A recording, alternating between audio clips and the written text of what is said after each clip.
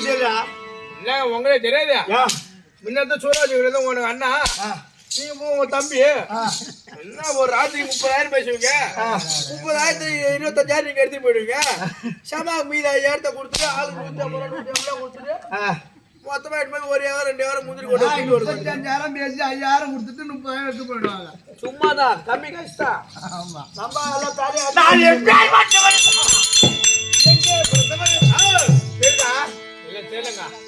தெரியவில்லை. தெரியல. நான் யார்? நான் எப்படி பிறந்தேன்? நான் எங்க பிறந்தேன்? அதோ ஓடுகிறது என்ன நதி? அது அது அது அது அதேதான். சரவண பகை என்னது? தாயால போட்டோன் பாலங்கன்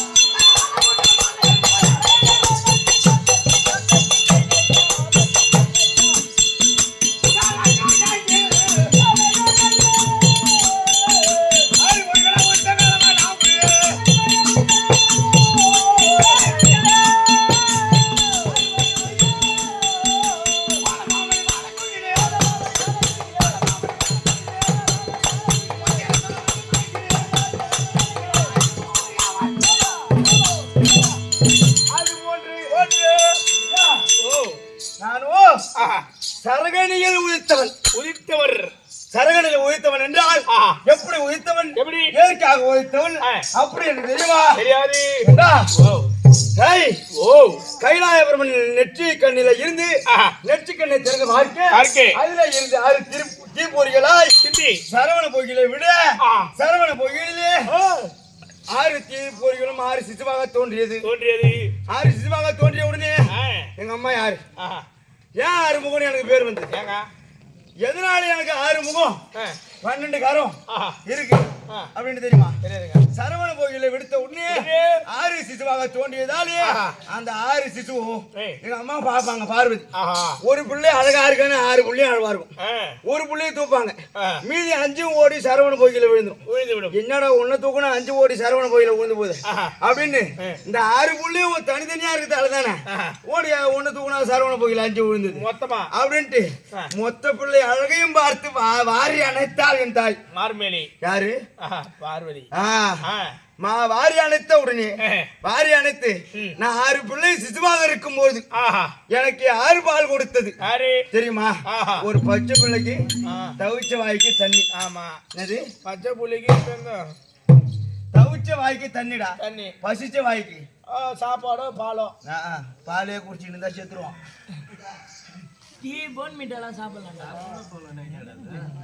ஐயா பசிச்ச வாய்க்கு சாப்பாடு இதான் கொடுக்கணும் எனக்கு.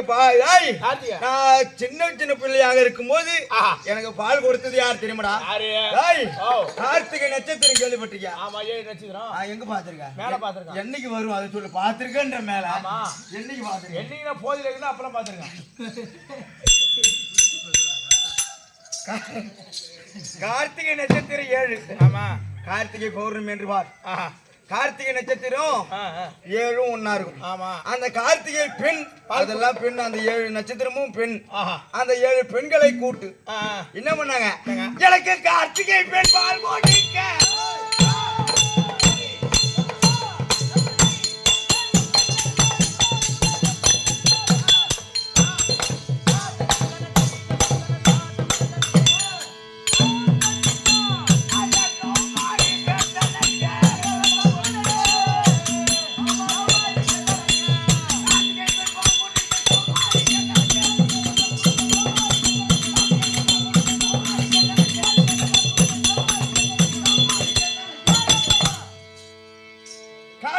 பால் கொடுக்க கௌமாரி சேர்த்தனைக்க பால் கொடுத்து வளர்த்தது கார்த்திகை பெண். எங்க அம்மா 6 புள்ளையே தனித்தனியா இருக்கன்ட்டு கட்டி அணைச்சாங்க 6 புள்ளைய அழக பார்க்க அதான் அட 63 ரூபாய்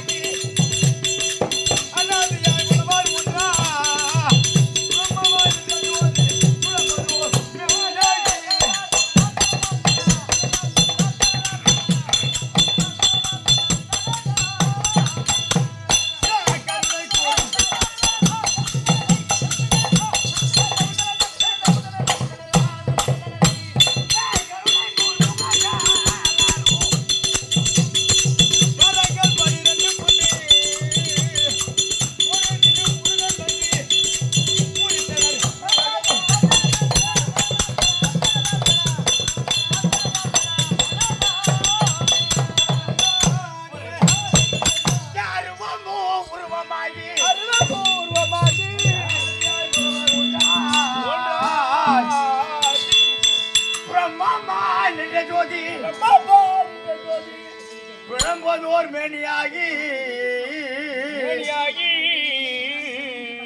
கருணை கூர் முகங்கள் ஆறுவோ கரைக்கல் 12 கொண்டு ஒரு திரு முருகன் வந்து உதித்தனர் உலகம்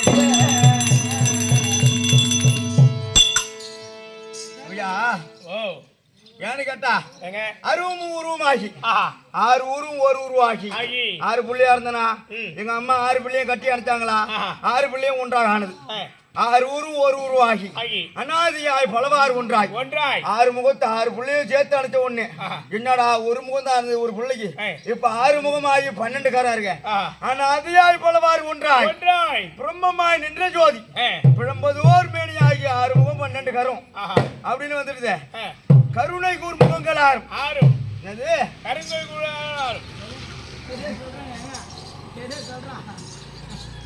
கருணை கூர் முகங்கள் ஆறும்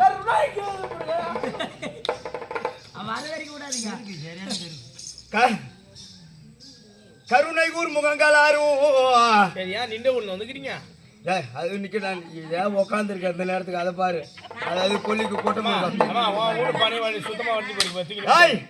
கருணை கூர் முகங்கள் ஆறும் கரங்கள் 12 கொண்டு ஒரு திரு முருகன் வந்து உதித்தனர் உலகம் கார்த்திகை பெண் பால் கொடுக்க கௌமாரி சேத்தனைக்க இப்படி பிறந்து எத்தனை கை வாத்தியா அறுமுக 12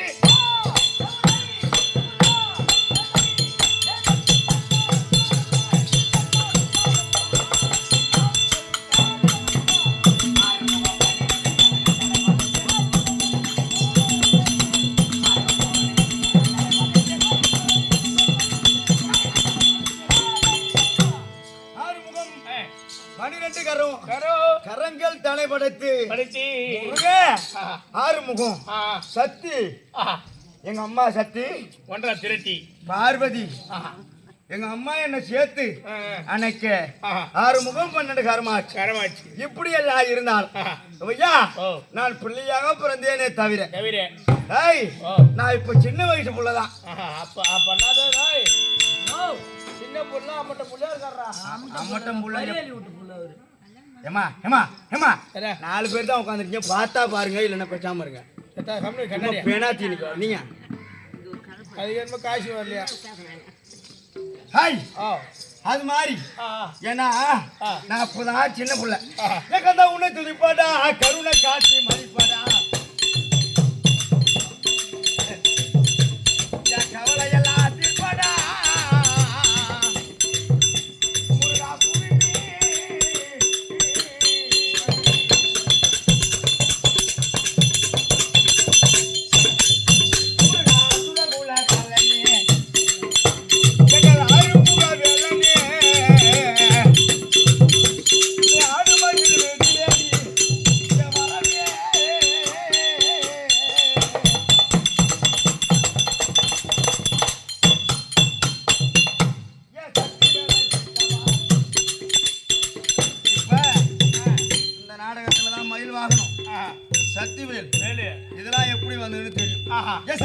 சந்தர்களை பிடித்தவா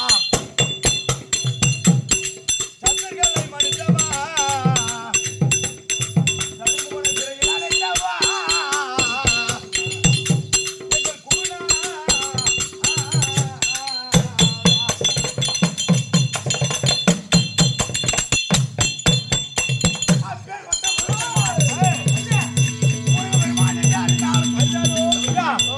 சின்னஞ்சிறு வயசுல எங்க அப்பனுக்கு பாடம் சொல்ல சுப்பையா.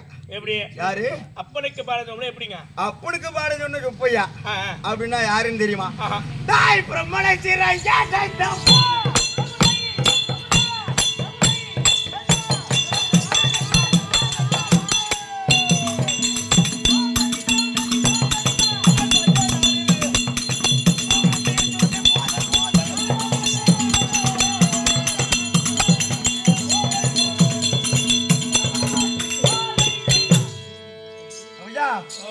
வாத்தியார் கிட்ட போறோம். ஆமா, இன்னைக்கு கத்துக்கிட்டு நாளைக்கு சொல்லணும்.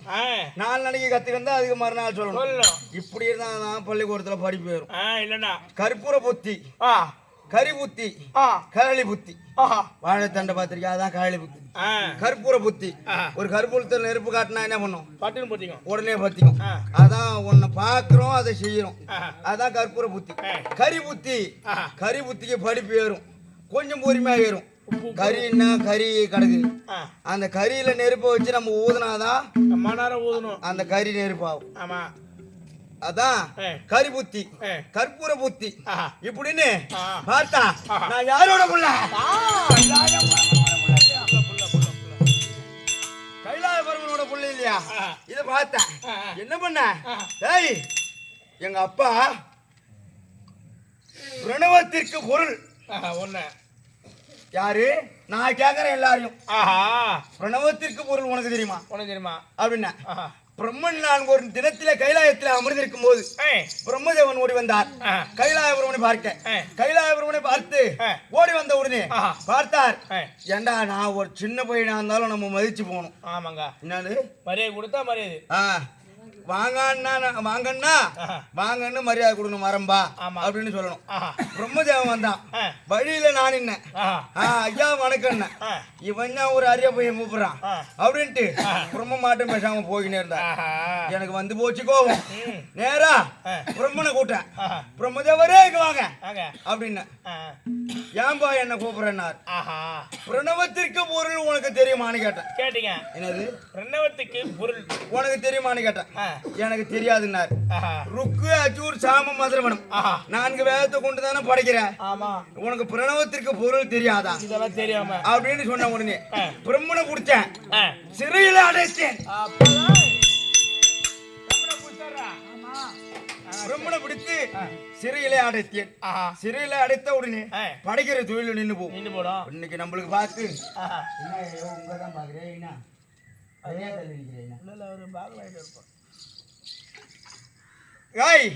என்ன நடக்குது? நம்மள படைக்கணும். பிரம்மம் படைச்சாதானே இறப்பு பிறப்பு என்பது இருக்கும். பார்த்தார், பிரம்மம் படைக்கலையா? எங்க இருக்காரு? சிறைச்சாலையில இருக்கிறார். ஆமா, சிறைச்சாலையில தள்ளி உடனே சிறைச்சாலையில இருந்த உடனே சதகோடி தேவர் எல்லாம் ஒன்றா கூடி என்கிட்ட வராங்க. எப்பேற்பட்டவங்க வந்து சொன்னாலும் அவங்க எல்லாம் நான் கேட்ட கேள்விக்கு பதில் சொல்ற மாதிரியா இருந்தா இருங்க, இல்லன்னா போங்கன்னு சொன்னேன். பார்த்தார், எங்க அப்பா கைலாயபுரம் வந்தார். அப்பா, நான் பிரம்மனை விடுகிறேன். சரி சரி, பிரம்மனை விட வேண்டும் என்றால் நீ சொல்ல அவரை கேட்ட கேள்விக்கு பதில் நான் விடுறேன் அப்படின்னு கேட்ட உடனே என்னடா கேள்வி கேட்ட? சொல்றேன்.